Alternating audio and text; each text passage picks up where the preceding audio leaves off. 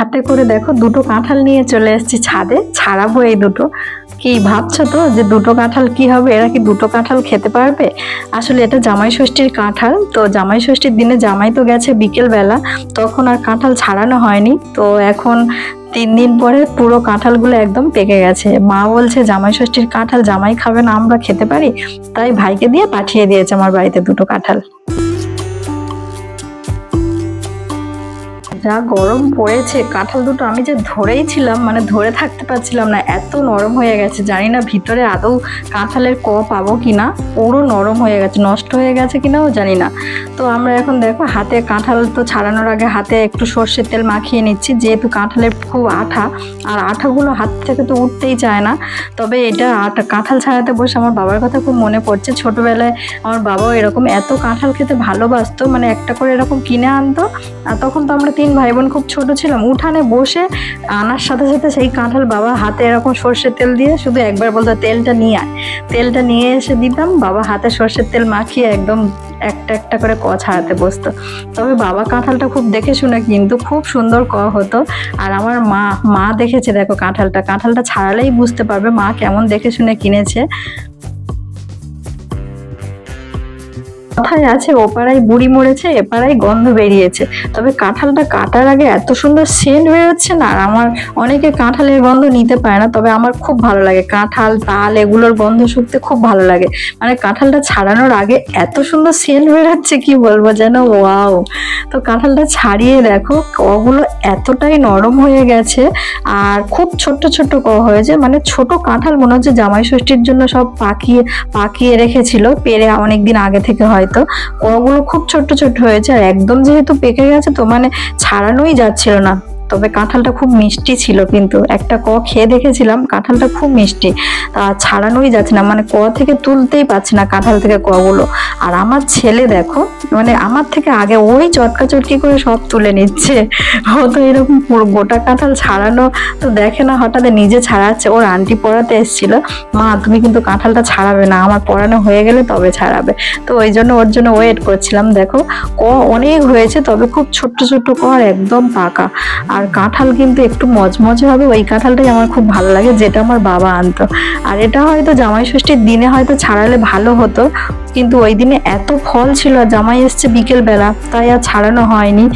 ওই জন্য দেখো কাঁঠালটা হয়তো নষ্টই হয়ে যাবে, মানে এত কি আর খাওয়া যায় এত নরম কাঁঠাল। তবু একটু মজমজে হলে, মানে একটু শক্ত হলে তাও রেখে রেখে খাওয়া যেত। প্রথমে আমি কিছু কাঁঠাল আমার ঠাকুরের জন্য তুলে নেব, অন্যদিকে তো আমার ছেলে আর একটা বাটিতে করে তো কাঁঠাল তুলছে, আর আমি ঠাকুর ঘরের বাসন নিয়ে এসেছি, তাতে কিছু ভালো ভালো দেখে তুলে নিচ্ছি। মানে আমার ছেলে যেগুলো তুলছে সেগুলো নেওয়া যাবে না, আর আমি একটু খুব সাবধানে অল্প অল্প করে একটু করে ঠাকুরের জন্য তুলে নিচ্ছি।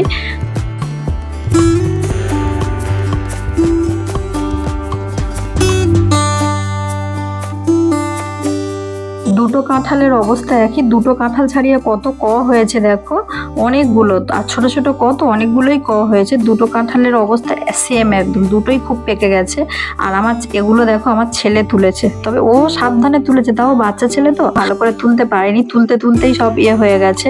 আর আমি খুব সাবধানে এই গামলাতে তুলেছি।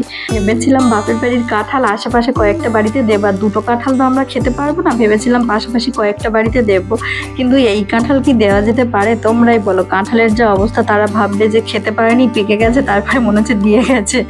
তো জানি না কি করা যাবে। আর এই দুটো দেখো আমি তাও একটা বাটিতে তুলে রেখেছি, ভালো ভালো দেখে বেছে, এটা একটা কাকিমাকে দেব, আর একটা প্লেট নিয়ে এসেছি, ওটা আমাদের একটা মাসিমাকে দেব। আরও অন্যগুলো জানি না কি করবো, দেওয়াই তো যাবে না, দেওয়ার হলে এইটার মতো অন্তত হলে, এই গামলার মতো অন্তত হলে তাও হতো। আর কিছুটা বাপের বাড়ি পাঠাবো, ওদের কাঁঠাল ওরা একটু খেয়ে দেখো কেমন হয়েছে। পাকা কাঁঠালের কোনো রেসিপি যদি তোমাদের জানা থাকে আমাকে একটু জানিও, আমি তাহলে ওই কাঁঠালগুলো কি ফেলে দেবো, এতগুলো কাঁঠাল যদি রেসিপি করা যায়।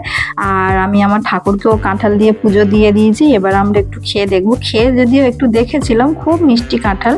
আর এখানে দেখো এগুলো তো একদম নষ্ট মতন, মানে কোনো কাঁঠাল কিন্তু নষ্ট হয়নি, মানে এমন তা দেখতে হয়েছে, যার ফলে কাঁঠাল থেকে আমি বীজগুলো বের করে নিচ্ছি, বীজগুলোই অন্তত পাওয়া যাবে, এগুলো রান্না করে খাওয়া যেতে পারে। আর এগুলো আমি ফেলে দেবো, কাঁঠালগুলো ফেলে দেবো। কাঁঠালের এই বীজগুলো রান্না করে খেতে আমার খুব ভালো লাগে, তবে আমার থেকে বেশি সুন্দর আমার মা রান্না করে। অনেকে ভর্তা করেও খায়, আমরা বেশি তরকারিতেই দিই। তবে ছোটবেলায় আমরা কাঁঠালের এই বীজগুলো উনুনে পুড়িয়ে খেতাম, ওটা খুব সুন্দর লাগে, ওই সেন্টটাই খুব সুন্দর। আর এখানে দেখো কিছু কাঁঠাল একটু ভালো ভালো দেখে আমি তুলে রেখেছি, যেটা আমরা বাড়িতে খাবো আর মাদের বাড়িতে একটু পাঠাবো। আর এইটা আমি দিতে যাচ্ছি নিচে মেসোমশাইদের কাছে, মেসোমশাইকে খাওয়াবো, তো ওই জন্য ওনাকে দিতে যাচ্ছি। উনি যেহেতু বয়স্ক মানুষ, ওনার তো দাঁত অতটা ভালো নেই, ওনার খুব ভালো লাগবে। আর নিজেও বলেছে যে আমার জন্য খুব উপযুক্ত কাঁঠাল। সত্যি এইরকম কাঁঠাল বয়স্ক মানুষদের জন্য খুব ভালো। আর মেসমশাই তো খুব খুশি।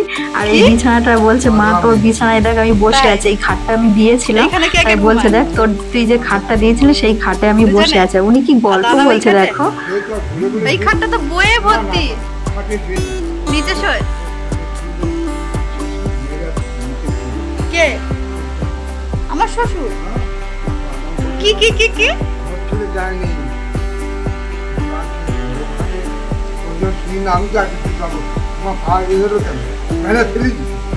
ওসব ভুল কথা। আমার শ্বশুর নাকি এই খাটে শুলে নাকি টেনে ফেলে দেয়, আমার তো একদমই বিশ্বাস হয় না। খাটের কিসের মায়া? উনি কি ওই খাটে ঘুমাতো নাকি? আমাদের ফেলছে না, আপনাকে ফেলে দিচ্ছে। ওটা আপনি মনে মনে বলেন, ভাবেন বলে।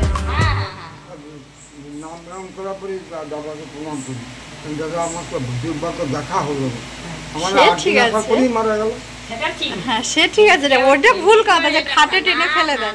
আপনার পা কেটে গেছে, ওটা আপনার হয়তো অজান্তে কি অন্য ভুলের জন্য হয়। পেলে মেসোমশাইকে নাকি আমার শ্বশুর পা ধরে টেনে ফেলে দেয়, ওই খাটটাই শুতে দেয় না। তো আসলে উনি বয়স্ক মানুষ, তো ওইসব ভেবে ভেবে ঘুমান, ওই জন্য ওনার ওটাই মনে হয়। আমি তো একদমই বিশ্বাস করি না। তো যাই হোক, আজকের মতো ব্লগটা এখানে শেষ করছি। আর যদি কোনো পাকা কাঁঠালের রেসিপি থাকে আমাকে জানিও। আজকের মতো টাটা।